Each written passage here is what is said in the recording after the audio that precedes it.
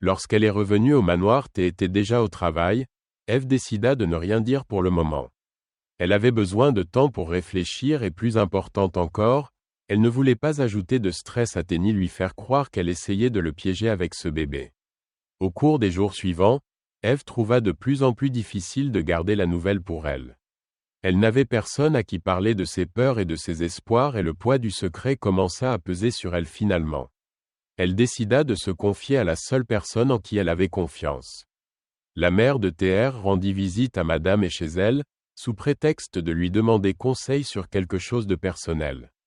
Assise dans le salon confortable, R rassembla son courage et parla: maman, il y a quelque chose que je dois te dire. Comment c'était-elle? La voix tremblante, je suis enceinte, les yeux de madame. Ils s'agrandirent de surprise, mais son expression s'adoucit rapidement, oh ma chère. C'est une merveilleuse nouvelle. De combien de temps es-tu enceinte? Seulement de quelques semaines, répondit R, mais j'ai peur. Maman T et moi, notre mariage est compliqué. Je ne sais pas comment il va réagir. Madame y tendit la main et prit celle de R, ma chère. J'ai vu comment tu te regardes, il tient à toi. Même s'il ne sait pas comment le montrer, ce bébé pourrait être exactement ce qu'il lui faut pour ouvrir son cœur, mais... Et s'il ne veut pas de ce bébé? Murmura R, les yeux remplis de larmes. Madame y sourit doucement. Pourquoi ne voudrait-il pas de ce bébé, ma chère? Détends-toi et reste calme, quand nous arriverons à ce moment-là, nous le gérerons. Pour l'instant, concentre-toi simplement sur toi-même et sur le bébé. Tu aimeras son bébé. Il a juste besoin de temps. R hocha la tête, se sentant un peu plus rassurée. Elle était toujours nerveuse. Mais le soutien de madame, il lui donna la force d'affronter ce qui l'attendait. Au fil des semaines, la grossesse de R devint de plus en plus difficile à cacher. Elle remarqua que T devenait de plus en plus distant. Rentrant tard à la maison et passant moins de temps avec elle, elle craignait qu'il n'ait ressenti que quelque chose n'allait pas, mais elle ne trouvait pas le courage de lui parler du bébé. Un matin, alors que T se préparait à partir pour le travail, R trouva enfin le courage de lui parler. « T, il faut qu'on parle, dit-elle, se tenant dans l'encadrement de la porte de leur chambre. T la regarda, son expression impassible. Ça peut attendre. R, je suis en retard pour une réunion, c'est important, insista R, le cœur battant. T soupira et posa sa mallette. D'accord, qui a-t-il? R prit une profonde inspiration, ses mains tremblantes. Je suis enceinte T. Pendant un instant, il y eut un silence complet. T la regarda, les yeux écarquillés de choc. Quoi? Je suis enceinte? Répéta R, sa voix à peine audible. La réaction de T fut immédiate. Il se détourna, passant une main dans ses cheveux avec frustration. Comment cela a-t-il pu arriver? On avait convenu de ne pas avoir de complications, pas d'émotion, et maintenant ça R éclata en sanglots. Je ne l'ai pas planifié. T, c'est arrivé. Tu te souviens de cette nuit? C'est arrivé et maintenant c'est notre bébé. T se tourna vers elle, son visage exprimant des émotions contradictoires. J'ai besoin de temps pour réfléchir, dit-il d'une voix froide. Sans un mot de plus, il attrapa sa mallette et sortit, laissant Urs là, le cœur brisé. Après le départ de T, R passa la journée dans un tourbillon d'émotions. Elle essayait de rester forte, mais l'incertitude de sa situation était accablante. Elle ne savait pas si T accepterait un jour le bébé ou si leur relation déjà fragile s'effondrerait. Sous le poids de ce nouveau développement, elle décida de s'occuper pour éviter de trop penser à la situation. Elle nettoya la maison, cuisina et essaya de se distraire avec la télévision, mais rien ne pouvait chasser de son esprit. La tension grandissante entre elle et T, les jours se transformèrent en semaines. Était resté distant. Il passait la plupart de son temps au travail et lorsqu'il était à la maison, il évitait toute discussion au sujet du bébé. R se sentait plus seule que jamais, incertaine de ce que l'avenir lui réservait à elle et à son bébé. Un soir, alors qu'elle préparait le dîner, elle fut prise d'une vague de vertiges intenses.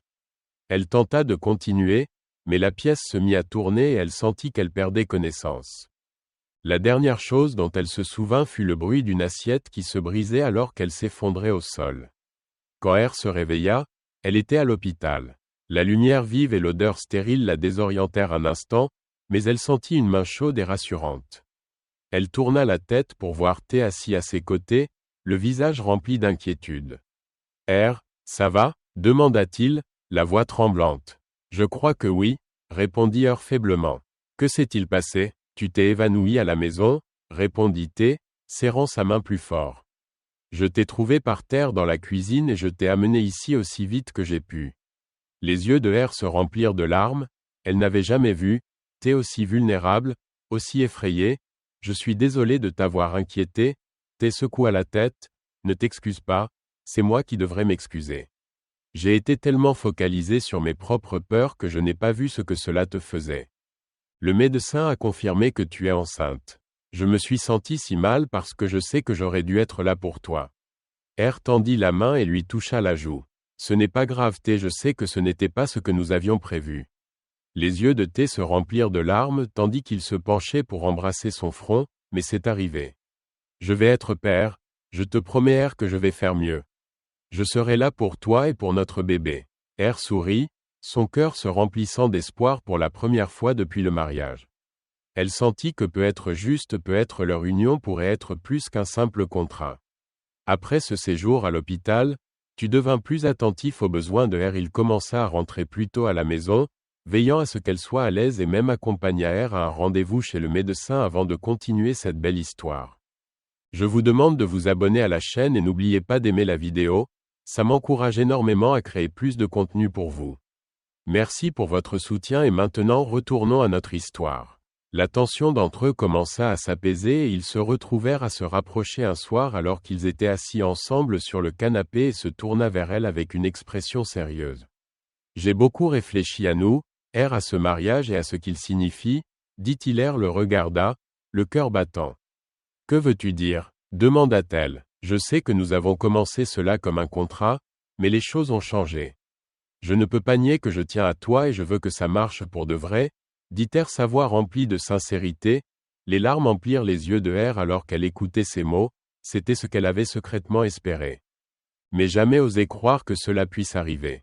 Moi aussi je tiens à toi, T, répondit-elle, la voix tremblante d'émotion.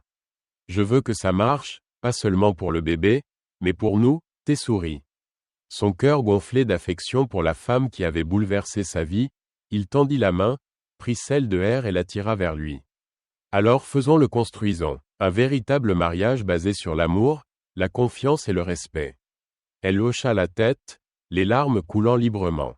Maintenant, elle se pencha contre lui, ressentant un sentiment de paix et de bonheur qu'elle n'avait jamais connu auparavant. Avec leur engagement renouvelé l'un envers l'autre, R et T commencèrent à véritablement construire une vie ensemble. Ils passèrent plus de temps ensemble, apprenant à se connaître plus en profondeur. T commença à partager davantage sur son passé et la douleur qu'il avait ressentie après avoir été trahi par quelqu'un qu'il avait autrefois aimé profondément. En retour, R s'ouvrit sur son enfance difficile et le traitement sévère qu'elle avait reçu de sa tante. En partageant leurs histoires, ils se découvrirent bien plus que deux personnes liées par un contrat. Ils devenaient amis, partenaires et peut-être même quelque chose de plus. Un soir, T emmena R dîner dans un restaurant chic à Lagos.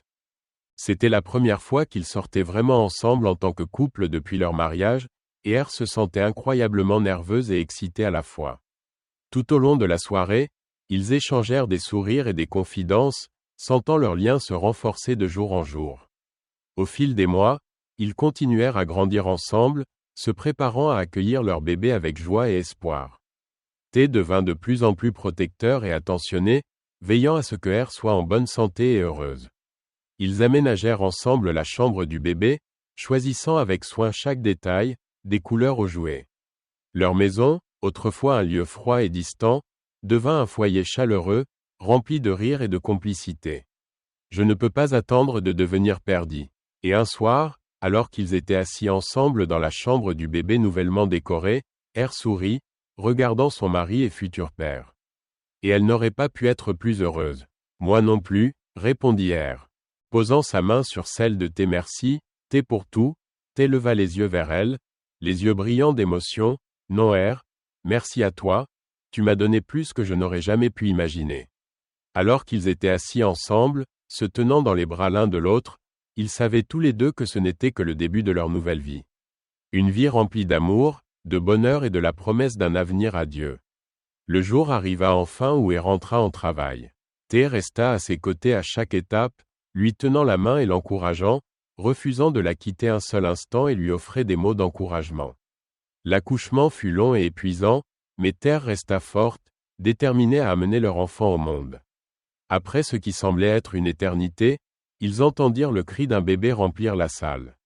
Le médecin sourit en levant le nouveau-né. « Félicitations, monsieur et madame, c'est un garçon. » Les larmes coulèrent sur le visage de T alors qu'il regardait son fils pour la première fois. Le minuscule bébé fut placé dans les bras de R et elle le regarda submergé d'amour. « Il est parfait, » dit-elle, la voix pleine d'admiration. T se pencha et l'embrassa doucement. « Tu l'as fait. R, tu nous as donné un fils assis ensemble avec leur fils nouveau-né dans les bras. » T savait que sa vie avait changé pour toujours, il avait tout ce qu'il avait toujours désiré. Une femme aimante, un beau fils et un avenir rempli de possibilités infinies. À cet instant, Terre réalisa que le mariage contractuel, qui avait autrefois semblé une nécessité, était devenu la plus grande bénédiction de sa vie. Il avait trouvé l'amour de la manière la plus inattendue et il savait qu'il chérirait cet amour pour le reste de ses jours alors qu'ils tenaient leur fils contre eux. Ils savaient tous les deux que c'était le début d'un nouveau chapitre rempli d'amour, de bonheur et de la joie d'être une famille. La mère de TP fut folle de joie lorsqu'elle apprit la naissance de son petit-fils. Elle se précipita à l'hôpital, des larmes de bonheur coulant sur son visage alors qu'elle tenait le minuscule bébé dans ses bras. « Mon petit-fils » s'exclama-t-elle la voix remplie de fierté, « vous m'avez fait la femme la plus heureuse du monde. » R sourit faiblement, épuisé par le long travail, mais son cœur se réchauffa en voyant Madame P câliner son fils nouveau-né. « Merci maman, ton soutien signifie tout pour nous. » Madame P regarda son fils, ses yeux brillants d'amour. « T, tu as fait du bon travail. Ce petit garçon est l'avenir de notre famille et j'ai hâte de le voir grandir. » T sourit, ressentant un profond sentiment de contentement en regardant sa mère s'occuper du bébé. Le lien entre P et R s'était renforcé au fil des mois et P était devenue comme une seconde mère pour elle. La femme plus âgée avait été un pilier de force et de sagesse, guidant R à travers les défis de la grossesse et lui offrant un amour et un soutien inconditionnel. De retour au manoir, P couvait R s'assurant qu'elle avait tout ce dont elle avait besoin pendant sa convalescence. Elle s'occupait du bébé pendant la nuit pour que R puisse se reposer et passer ses journées à l'aider avec les tâches ménagères, veillant à ce que R puisse se concentrer sur son lien avec son fils. « C'est ton moment pour profiter de la maternité », disait doucement P encourageant R à se reposer. « Je m'occuperai de tout le reste un après-midi », alors que Madame P était assise avec R dans la chambre du bébé. Regardant l'enfant dormir, elle remarqua quelque chose dans l'attitude de R. Il y avait une lueur d'inquiétude dans les yeux de sa belle-fille, une hésitation qui la fit s'arrêter. « R ma chère, dit doucement, Madame P, quelque chose te tracasse. » R hésita, se mordant la lèvre. Elle ne voulait pas accabler sa belle-mère avec la vérité. Mais la culpabilité pesait lourdement sur elle.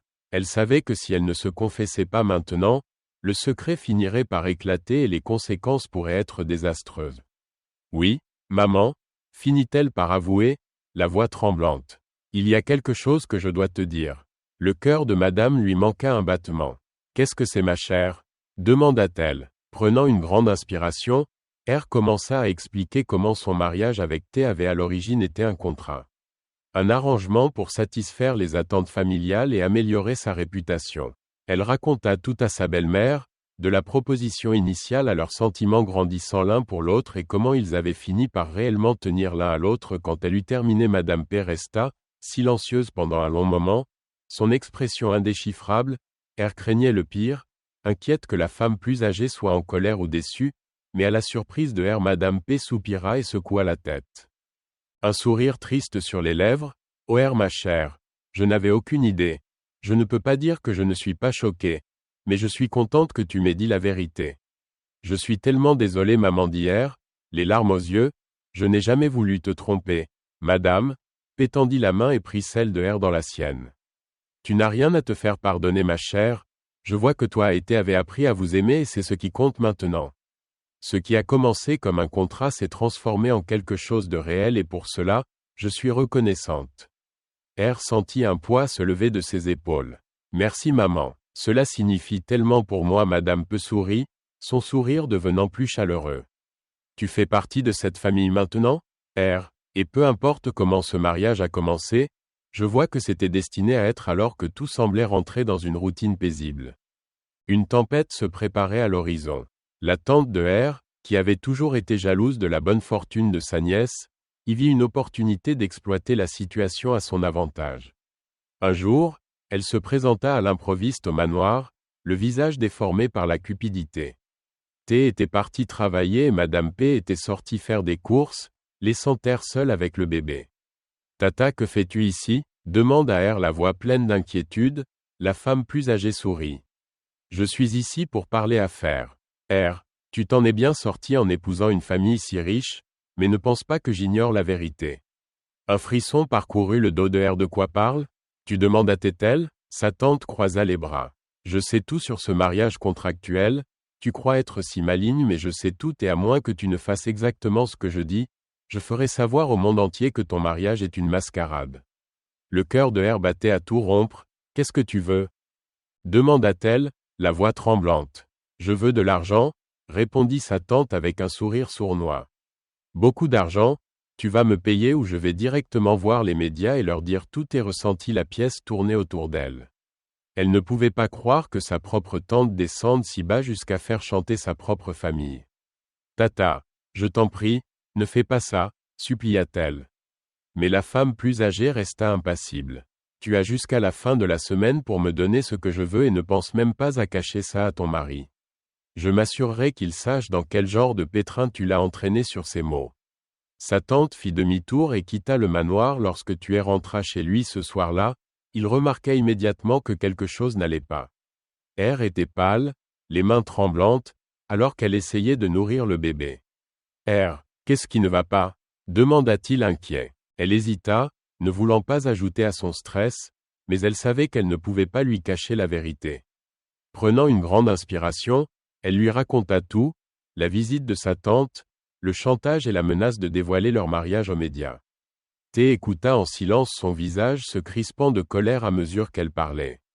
Lorsqu'elle eut fini, il se leva brusquement. « Cette femme, je savais qu'elle serait un problème » et releva les yeux vers lui, les larmes aux yeux.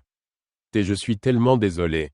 Je n'aurais jamais dû lui parler du contrat dès le début. » T secoua la tête. « R, ce n'est pas ta faute.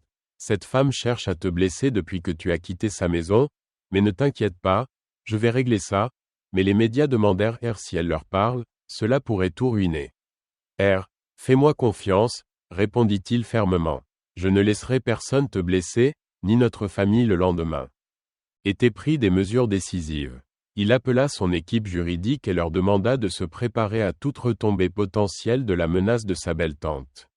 Il s'assura également que son équipe de sécurité soit en alerte au cas où elle essaierait de causer davantage de problèmes. Lorsque la tante de R revint pour exiger l'argent, elle fut accueillie non pas par R, mais par T lui-même.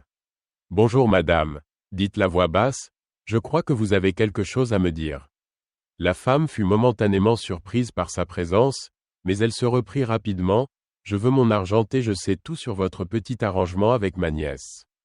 Payez-moi ou je m'assure que le monde entier connaisse la vérité. » Défit un pas en avant, la colère dans les yeux. « Laissez-moi être clair. Vous n'obtiendrez pas un seul nerf à de nous. Et si jamais vous vous risquez à aller voir les médias, vous ferez face à un procès en diffamation qui vous laissera sans le sou.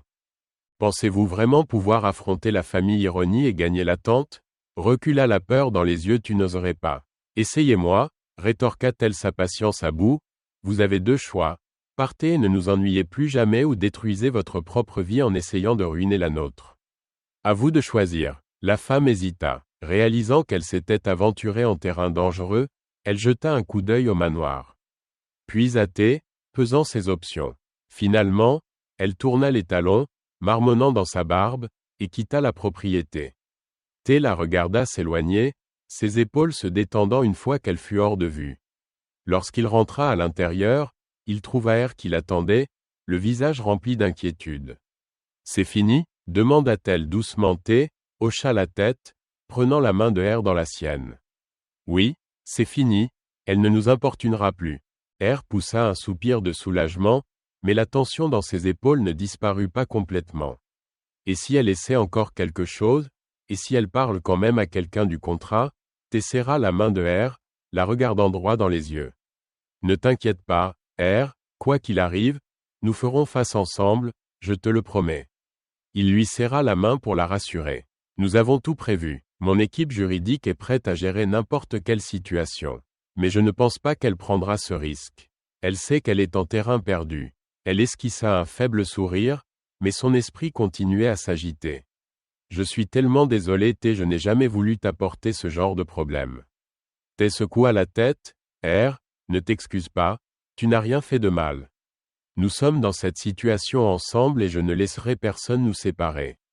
Ces paroles apportèrent une paix intérieure à R, qui se blottit contre lui, ressentant sa chaleur et sa force. Merci T, je ne sais pas ce que je ferais sans toi.